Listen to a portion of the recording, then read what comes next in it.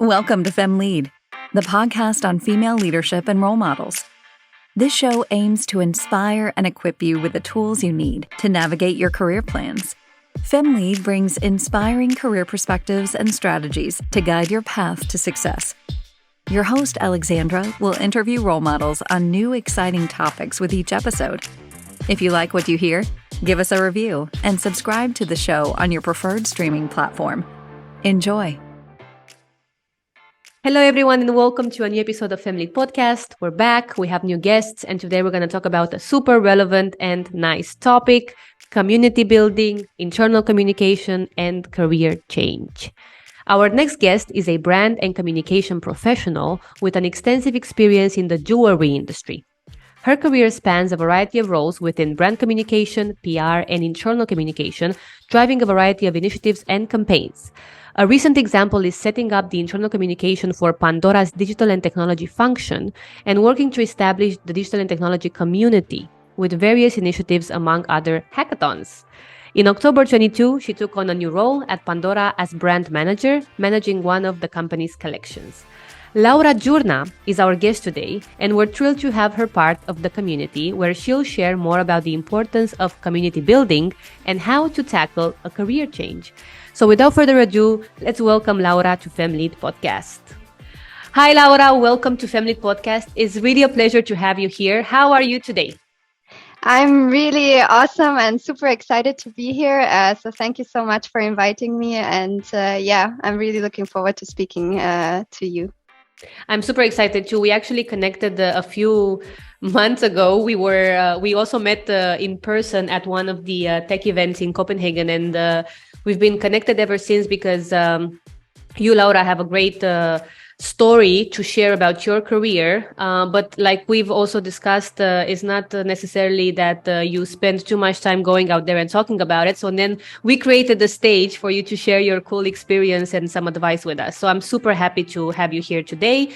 And as I've mentioned, we're going to talk about super important topics such as community building, internal communication, branding, and how does one succeed in these roles within a large organization.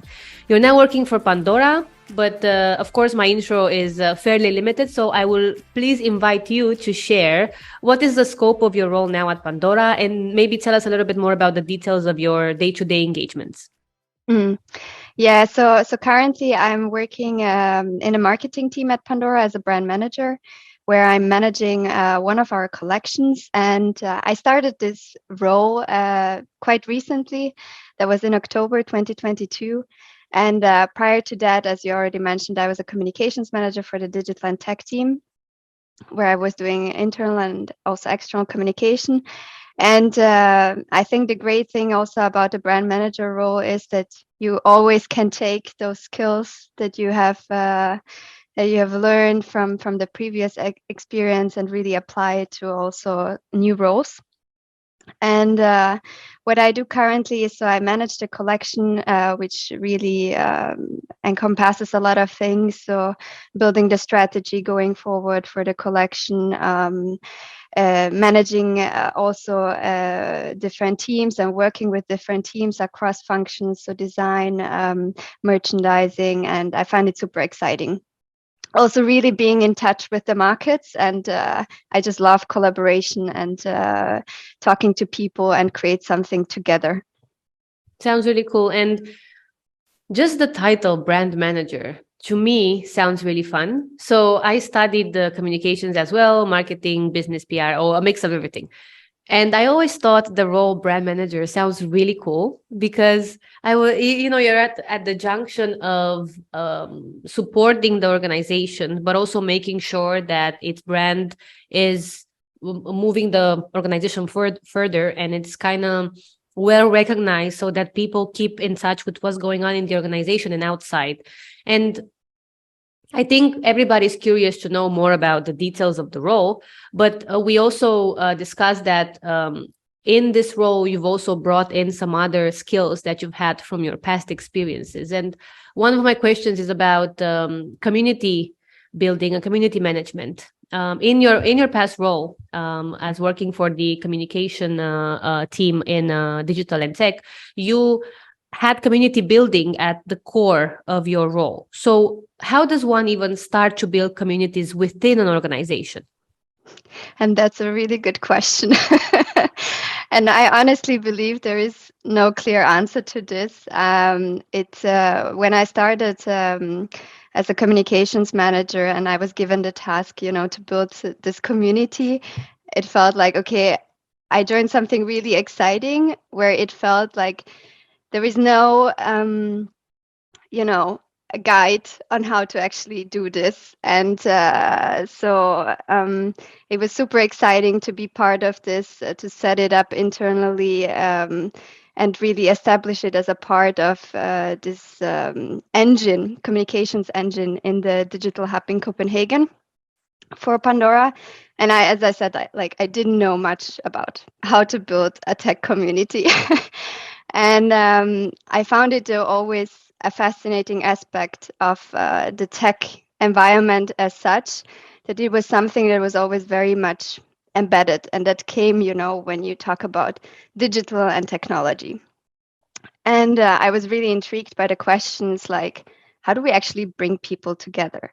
How do we drive engagement, increase engagement, make our colleagues' voices count, and create an environment where colleagues feel comfortable, and also most importantly, I believe, to be their genuine self.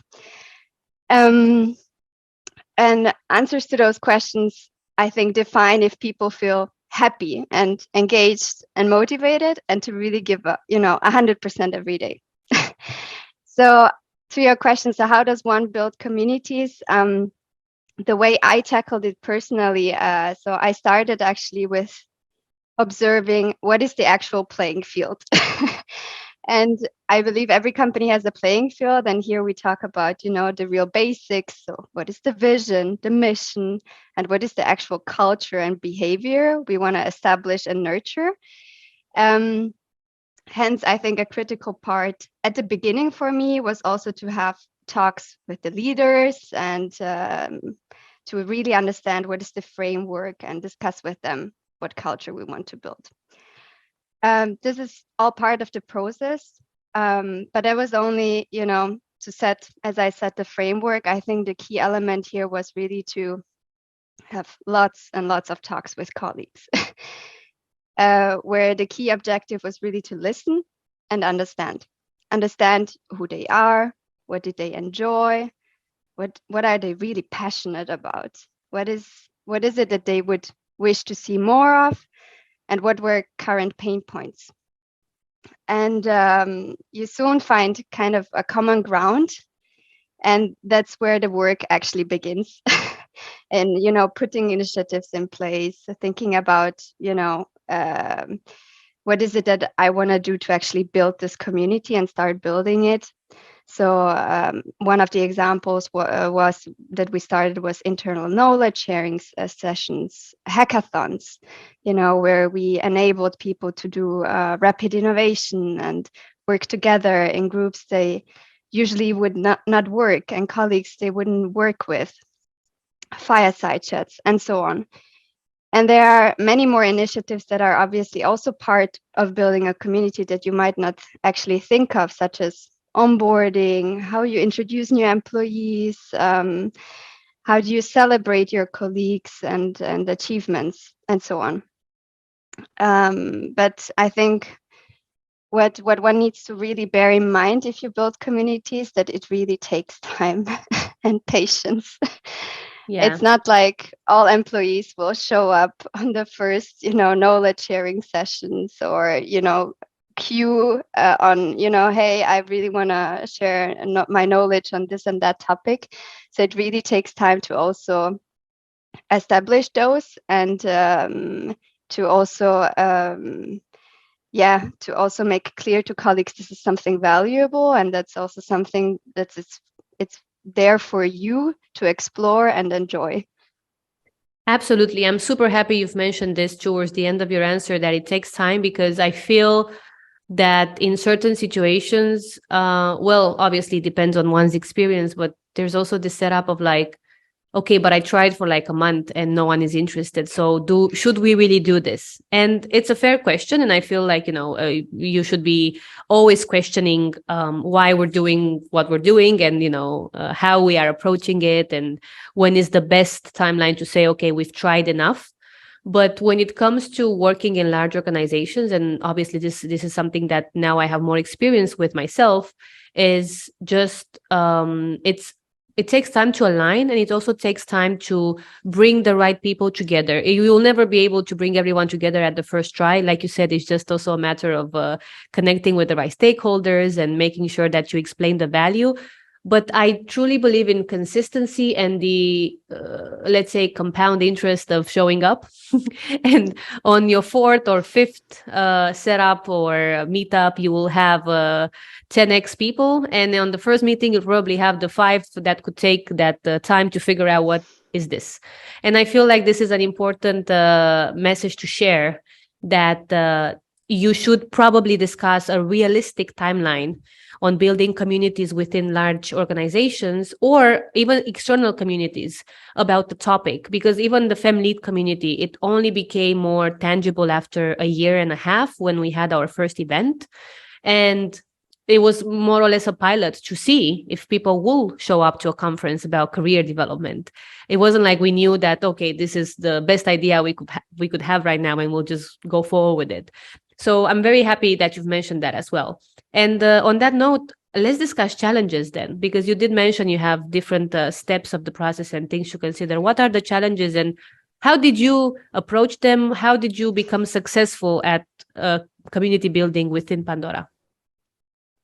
Yeah, so the challenges, I think you touched slightly upon them, because when we talk about building communities in a global organization, I think it also adds a lot of complexity, this global scale of things. And I think it's one thing to set them up locally, but I believe it is a challenge to feel everyone in a global company, being really part of a community, because there's only as many physical events as you can do. But I believe also over the last few years, especially with Corona, we got used to meet online. And I believe that nowadays it became a bit easier, or, also people got a bit more used to meeting virtually. But yeah, other challenges I feel that might occur, and that I've experienced was, as you said, in the first event, not a lot of people will show up. And I think one of the biggest challenges I felt was to integrate those community initiatives into people's everyday day-to-day, let's say, right? Because those initiatives were consistently there, but also to make them visible, interesting, and really ensure that colleagues have the space for those in their day-to-day. And I think that's one of the biggest challenges that it's really hard to overcome if, colleagues are busy and, the business is running. So it is an important discussion to also have a dialogue with the leaders to really say, this is really important, and this is, how much engagement it actually drives. And we really need to make the space for those initiatives despite our busy day-to-day and connect. Yeah.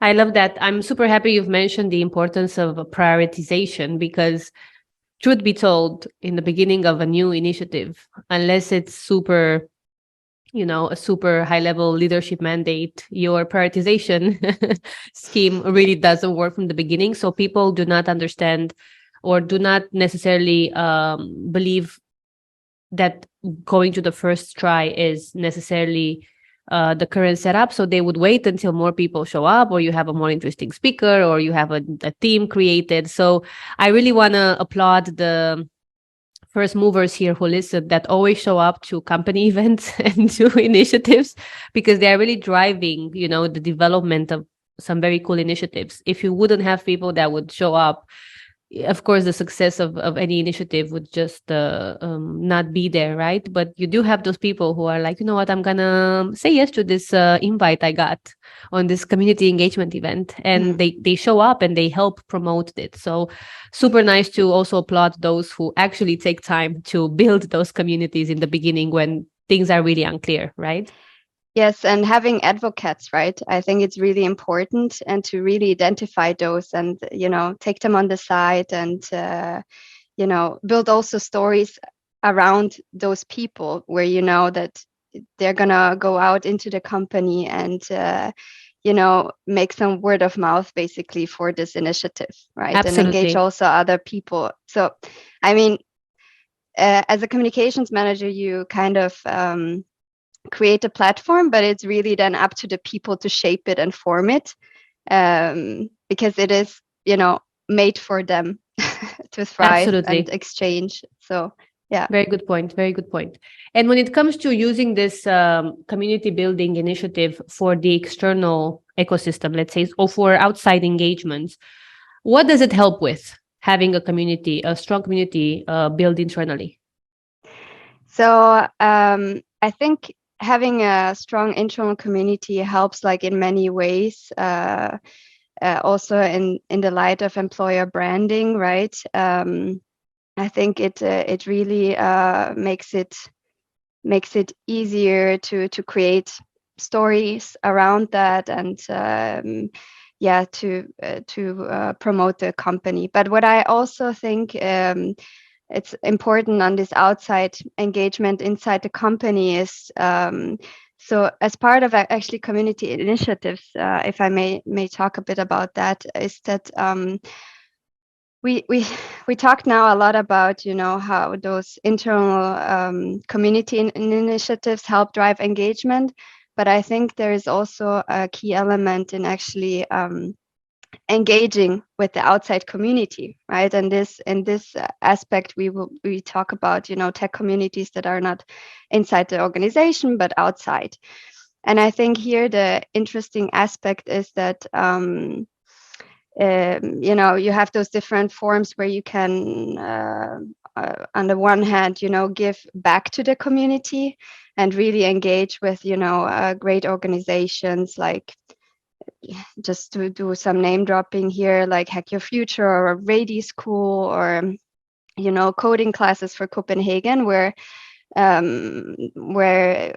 we promoted it internally, where our colleagues can really volunteer and engage and give something back, which also, I mean, I've seen great energy around this, and great feedback, and because sometimes in the day-to-day you don't really think about those, right? And I think it is key to engage here as well.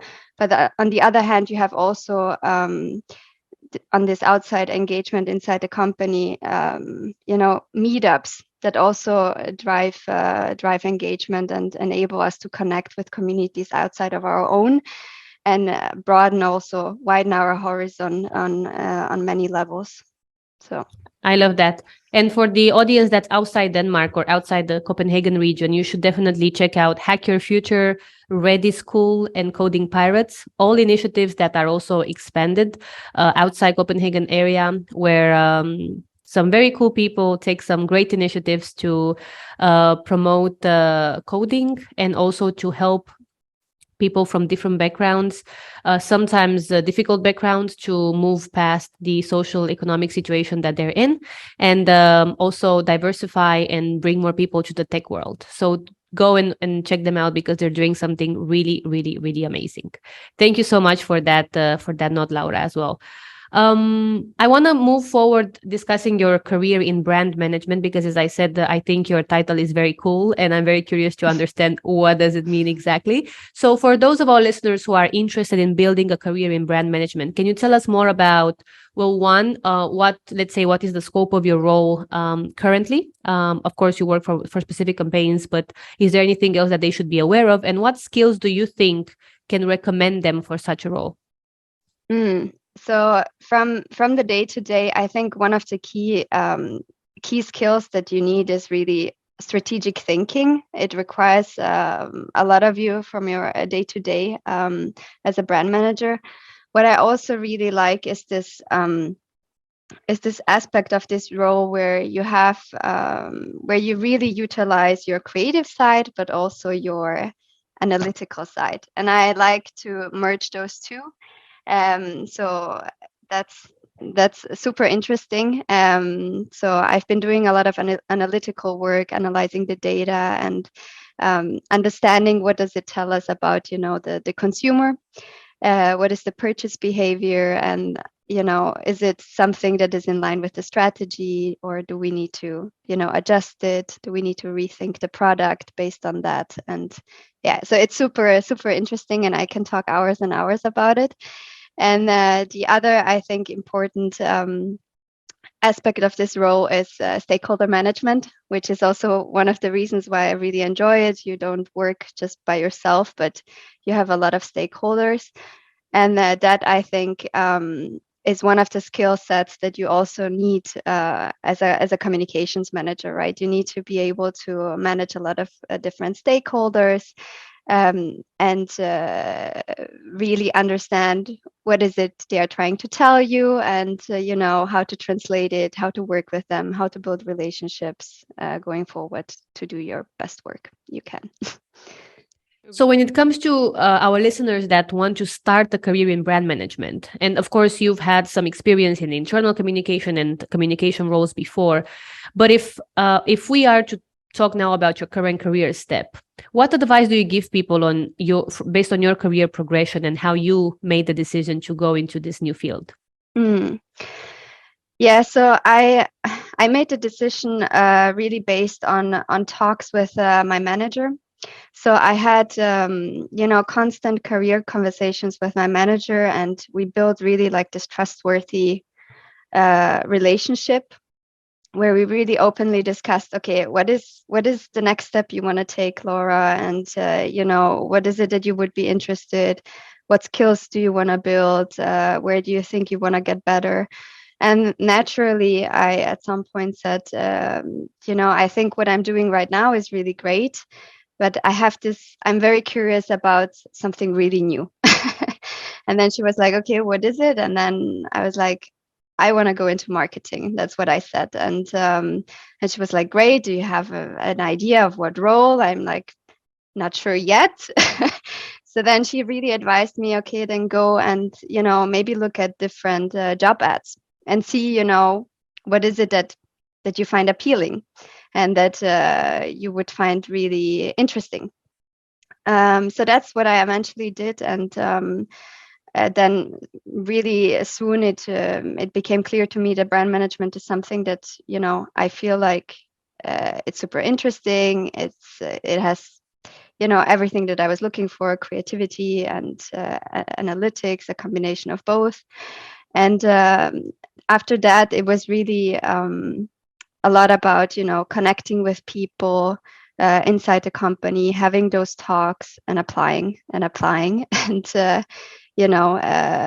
believing that you can do this and selling it also then to to the manager that would hire me eventually. So yeah, but I think you mentioned something there that's super important to highlight. One, the importance of having someone that promotes your desire for curiosity and for learning something new, because you were definitely aware of the fact that you were not, let's say, super aware of how exactly the role is going to shape and how you can shape the role. So you were literally kind of trying to figure that out on the fly, but you had a manager who believed in you. And how important is that to any career progression, especially in companies where you need to go through an internal process of like figuring out exactly what the role is about. There's a lot of knowledge and there's a lot of talent within the organization. So then you go and talk to people. How important it is to have a manager that believes in you. So first important note. And then of course you also mentioned that you had to talk to people and kind of in a way sell yourself internally, which is honestly super relevant for anyone listening who's interested in progressing and maybe did not have this experience yet. It's all about selling yourself and why you are the best person for the role even without having prior experience in that role. So thinking that you were unlucky or thinking that, oh, it was a personal decision, is just, there's so much complexity that goes into such a decision, that I think it's important to highlight it's not easy for anyone. And why, how cool it is that you're sharing, hey, this is what I did. Like, it wasn't the offer just came. I had to consider it. I had to talk to my manager. I had to talk to other people about how can my skills be utilized and how can I grow in a new role where I also feel excited and curious about the challenge, right? Super important, super important to note. And on that note, I know that in our call, you decided to also share a bit of your career story with me before, which inspired me to ask you some questions about career change, because I do know that deciding on a career change for you was not necessarily easy, and that you really had to consider, is this the best thing for me, and like, how is it going to look like? So can you tell us a little bit about the story, and also what were the main focus area when deciding to make that switch? Yeah, so it wasn't easy, right? Because it's you're gonna get out of your comfort zone. That's the first thing. Although I'm someone that is really always eager to do that, it is still a step where you are a bit like, okay, unsure what's gonna happen. You don't know. You just venture into the unknown, and it's all about trusting yourself and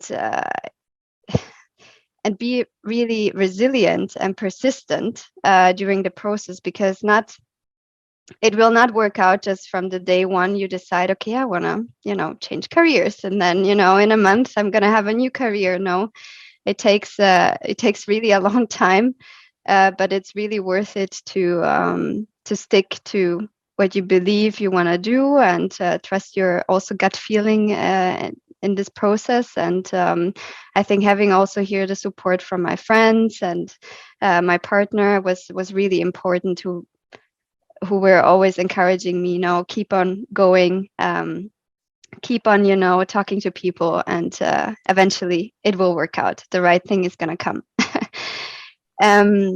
So yeah, as I already mentioned, I think the main focus areas when deciding to make the switch was, I think it was at some point, you also feel that, at least for me, for this career move, it was that I have done a lot in the previous role, and I had just this big appetite to venture into something new and try something new, and feel a bit like someone that needs to start from scratch. And I think it's a really nice feeling. You will fail a few times, then you need to get up and start over again, right? Because it will be, you will do things for the first time if you start in a new role. Absolutely. And I think that's super exciting. And so cool that you've mentioned that there's always a little bit of a doubt of whether it's good or bad. But if you don't take the step, and how many times have we said this in this podcast? I do not remember, but taking the step and kind of seeing where that leads is also fairly hard to really explain, but it is really what it is. You need to move forward and have faith that it will be okay. Because of course, if not, you will be constantly thinking, what if I would have taken this opportunity? And I'm very happy you've mentioned this, that you had to try it because you reached a point in your career where you were like, well, if I don't try it now, if I don't have this curiosity to see if I'm fit, or if I like this role or this new career trajectory, how would I know, right? Super relevant. And I like that you took time for the reflection. It's obvious that you've done some thinking about sharing with us super relevant points. So thanks a lot for that. What is then your latest reflection now? Now that we've been chatting here on this podcast, and you had time to consider a little bit your progression as well. Yeah, I think what I'm constantly thinking is, like, I love how exciting things are.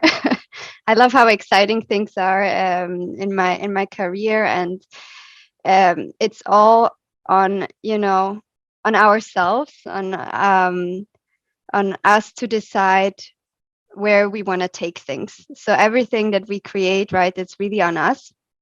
But I think it's also super critical to, and I think you also mentioned it before, to really have also sponsors behind you, right? Whatever you are doing in your career, to really find those critical people that want to help you, that want to support you throughout this time. Yeah, so far I think on the career change, my latest reflection is that I need to be also kinder to myself, because I went into this new role putting the bar very high and considering to what I did before, and I'm someone that really likes to achieve things, and I have a lot of drive. So I had also very high expectations of myself, which is putting sometimes a lot of pressure on us if we start something and you want to deliver right away and achieve great results. And what I had to reflect and be more kind to myself was also that things just take a bit more time, right? If you have a career change, and you need to be kinder to yourself and be like, okay, the next time I will do better, and with practice it will get better. So Yes. Yeah, one needs to really consider that you just navigate through an environment that you don't know, and where you're exposed to new things daily, which is really beautiful because you learn every day and inspires you also to drive forward and to do even better the next day. So I get a Yes. lot of energy from that, and from learning something new and being outside of the comfort zone. I love that you said that. Overachievers, just wanting everything to happen and at the same time, or by the end of the week, if possible. Super relevant also for me and my new careers trajectory and the new career step I took last year. And this is advice that I take for myself right now personally, to be kinder and also to understand that change comes with a different timeline.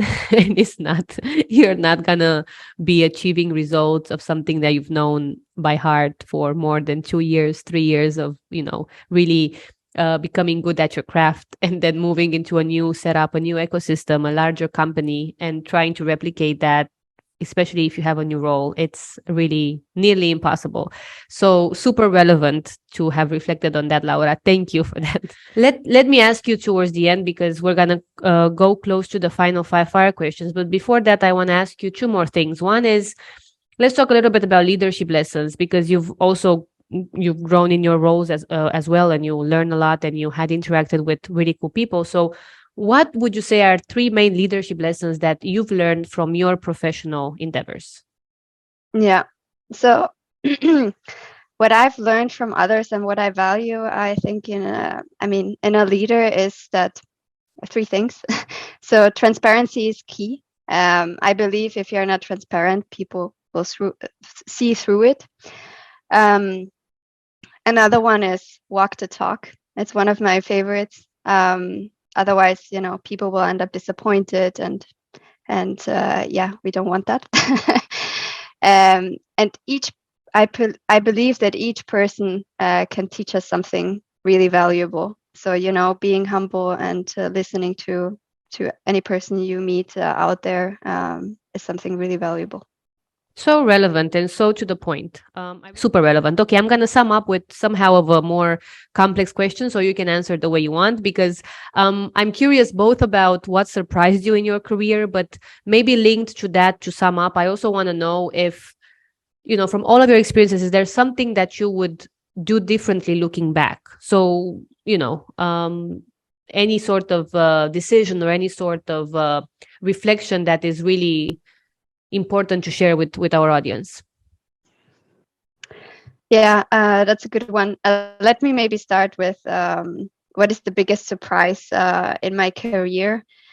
I think one of them was which I in the very early stage didn't found that relevant in the beginning, but then really understood, is how important it actually is for, I think, all of us to really have those 1 or 2 colleagues that are also your friends kind of at work. And where you can ask for more support and help, and that also kind of have an understanding for the work setup, which maybe sometimes friends don't have because they are not part of the company. I think the other surprise for me was how, because I'm a very empathic person, how actually empathy can help you in a work setting. It really helps you to pick up those little nuances about people, and help us, to really foster relationships, but also make people feel a bit more at ease. I have the feeling, and there I just have like a super basic example, but I had a colleague at some point, rushing in, and she was obviously under a lot of pressure and had a lot of work. And, I was first like, okay, let's sit down. Do you want something to drink? No rush. What's going on? And, before we even started talking business, it was more about, understanding where the colleague is, and then, talk about the topics we had to talk about. But I found that actually quite one of the biggest surprises, I guess. Maybe it's not that much of a big surprise, but okay. And then, to your last question, what is it if I would change something about my career? Well, to be honest, I've learned from all my experiences, and I'm not someone that would, look back and say, you should have done maybe this or that differently, because I think those learnings were quite important. And then also looking back, I can see that, some things just come together and they make sense at some point, and then you understand why you turned left instead of right. And and all of those turns kind of were necessary, right, to build the edges of your personality and your career, and I feel I'm just at the beginning of the journey, so I'm really looking forward to what's next. But that's a very good reflection. And I love everything you said also about, surprises or episodes in your career that you reflected and you realized, okay, this was important. And this was something that I will remember 10 years from now, what I learned in that situation. And, we all need to take that time to reflect on it. So I always ask this question because usually people say things that normally we consider really simple and easy to interact or foresee, but the lesson behind is always greater. And it's always good to have a reminder of the fact that you don't need to appear in a press release to know that you've done a great job when you've helped a colleague, right? And when you felt someone feel safe and listened to at work. And those are things that, we're probably not going to hear in the press, but means a lot to other people. So super grateful that you've shared that, Laura. You're really full of wisdom here. I'm very happy that you've shared all of this very specific episodes with us as well, because it just makes the whole interview and the whole interaction really, really human and, very, very nice to interact with. So thank you a lot for that. I will move forward to the final 5 fire questions. So before we say goodbye, Laura will answer us 5 questions. And the first one is, what is one book you think everyone should read? That's a really hard one. I know you shared that you read a lot. So I'm really curious what you've selected. Yes, I really love to read. And I honestly find each book has some important takeaways. But okay, so I was, when I have to think about a book that also fits a bit maybe into the context, I would recommend a book called Creativity Inc. By Ed Catmull. I don't know if you know that one. But he's the co-founder of Pixar, and in this book he explains on how he has built this great culture at Pixar and later at Disney that really unleashes inspiration within employees. Super nice. So Creativity Inc. is your book recommendation. Yes. What is one piece of advice that you have received? What is the best piece of advice that you have received? Yeah, so, okay, in my early years when I was playing tennis and I wanted to back then become a professional tennis player, I learned a lot about discipline and never giving up. And I think one of the hardest things of all back then, and I think maybe some people can really relate to that, is even if it gets tough, to really never stop believing in yourself. And it really doesn't matter how many people believe in you, although it really helps. I think the most important thing is that eventually you also believe in yourself and in your abilities. And that's one of the advices I got back then from one of my trainers, and that that is still very close to my heart. Absolutely, and very, very, very important, right? Who is your role model? Yeah. So I don't have only one because I see a lot of people, with great abilities and great personalities, and I learn from each of those people that surround me. I was about to say that you will have a long list of names, but you've selected none to share, which is totally fine. I will encourage people to follow you online and maybe see if you share any pieces of wisdom from what you learn also from them. Okay, let me just finish the final five so we can say goodbye properly. What would you choose to do if you were to have another career? Yeah, I think I would maybe go back and just become a professional tennis player and try. That's not a bad idea nowadays. It's such a popular career track for those who really make it to like the top, right? Yeah, maybe I would need to grow a few more inches. Okay, and our last question for today: if you could change places with someone, who would it be and why? That's a really tricky one. But okay, let's say if it is for a week, I think I would be curious to change with Emma Watson and really see how it is to be an actor on set, and really just plainly out of curiosity, because I have not ever done theater or anything. So yeah. Very interesting. Thank you for that. Yeah, super interesting. And also very nice to hear that you have had all sorts of interest, because I think this is also the cool thing about our podcast is that we talk about career development, but we also shouldn't forget that we all have interests and hobbies outside of work. So thank you so much for deep diving into that a little bit as well.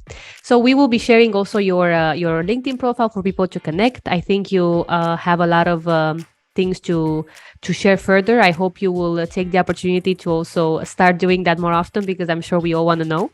I want to thank you for joining us today, and I hope you've really enjoyed this interview. Yeah, thank you so much, Alexandra. It was my pleasure. Thank you all for listening, and stay tuned for more interviews with inspiring female role models. We hope you've enjoyed this episode of FemLead Podcast. Share the news with your friends and follow us on social media at FemLead Podcast everywhere.